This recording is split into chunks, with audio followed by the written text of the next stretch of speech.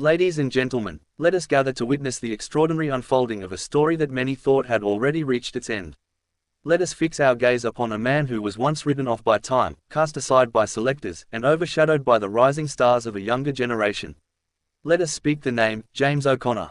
A name that once stirred controversy, but now stands as a symbol of persistence, redemption, and the ever-burning fire of belief. Yes, it is true. James O'Connor, at 35 years of age, has been named in the 36-player Wallabies squad for the British and Irish Lions Test Series. This is no mere courtesy selection. This is not a nostalgic gesture to the past. This is merit, earned in blood, sweat, and sacrifice. It is the reward of a man who refused to stay buried beneath the rubble of missed opportunities and missteps. 2 years ago, the idea of O'Connor wearing Wallaby gold again was laughable to some. He had been out of Test rugby since 2022. The rugby public turned its attention elsewhere. The spotlight had long moved on. The whispers around his career turned into silence. And yet, in the shadows, O'Connor continued to grind. Not in the green and gold. Not on the home soil of Queensland or Melbourne. But in the red of the Crusaders, in the land of the long white cloud. In New Zealand, in enemy territory, in a team not known for giving charity spots, but demanding the highest standards. There, amidst a culture of ruthlessness and excellence, he thrived.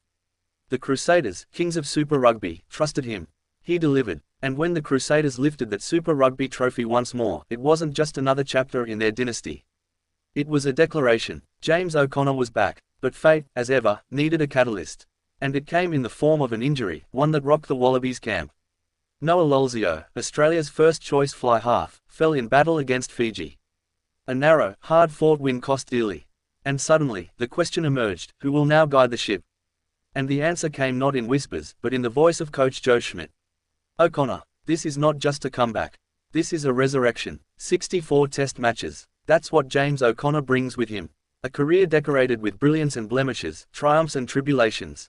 But among those appearances, 3 stand out, 3 against the British and Irish Lions in 2013.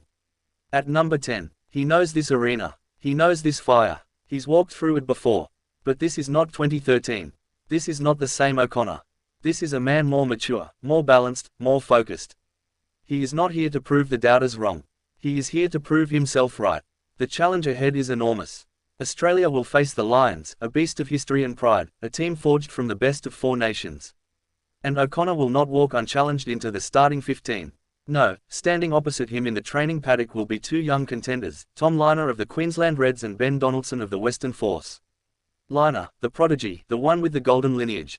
The son of Michael Lynagh, a Wallaby legend. A boy born into expectation, shaped by heritage. Should Tom take the field in this series, history will echo through the stadium walls. For he and his father will become the first ever father-son duo to face the Lions in Wallaby gold. And so we have a generational crossroads. O'Connor, the veteran whose story is written in thick ink. Lynagh, the heir whose pages remain blank. And Donaldson, the wild card, the talent rising through the western winds. 3 men, 1 jersey. This is more than a tactical decision. This is the soul of Australian rugby laid bare. Do we lean into the wisdom of experience, the scars of battles fought and lessons learned? Or do we roll the dice on youth, on spark, on the brave unknown? O'Connor's return isn't just about minutes on the pitch.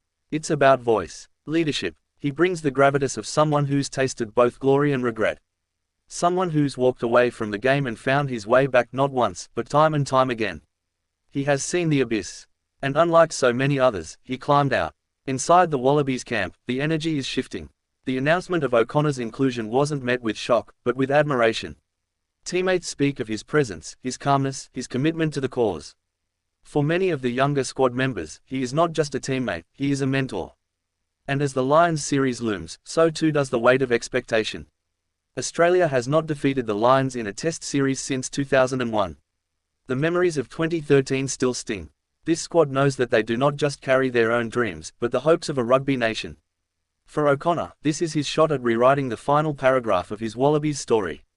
He doesn't need redemption, he's already earned that. What he seeks is closure. A final dance on the grandest of stages. A chance to leave the jersey better than he found it. He will not be handed the number 10 jersey. He will fight for it. And whether he starts or supports, the symbolism remains powerful. This selection sends a message to every player who has stumbled, who has fallen out of favor, who has doubted themselves: it is never too late. Your path is not set in stone. Talent, when married to perseverance, can open doors thought long closed. The Wallabies have shown faith. Now it is time for action. The Lions will not come gently. They are warriors in red, backed by centuries of tradition and tens of thousands of travelling fans. They will roar. They will charge. And when they do, Australia must stand firm. O'Connor's presence could be the balance between chaos and control, between reckless ambition and measured strategy. Coach Joe Schmidt knows the gravity of this moment. He has taken a bold step, some would say risky. But boldness has always been the language of Australian rugby. The Wallabies, at their best, have never played it safe. So now, the countdown begins. Training intensifies. Plans are drawn. Rivalries ignite. Somewhere in a quiet moment, James O'Connor laces his boots.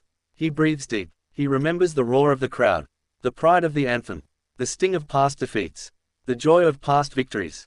He is ready. And when the green and gold run onto that field, facing the crimson wave of the Lions, the world will watch. Not just for the tactics, not just for the score, but for the stories, for the moments that will echo in rugby folklore. James O'Connor's name is back in that story. And that, my friends, is a chapter we never thought we'd get to read again. But here it is, and it's just beginning.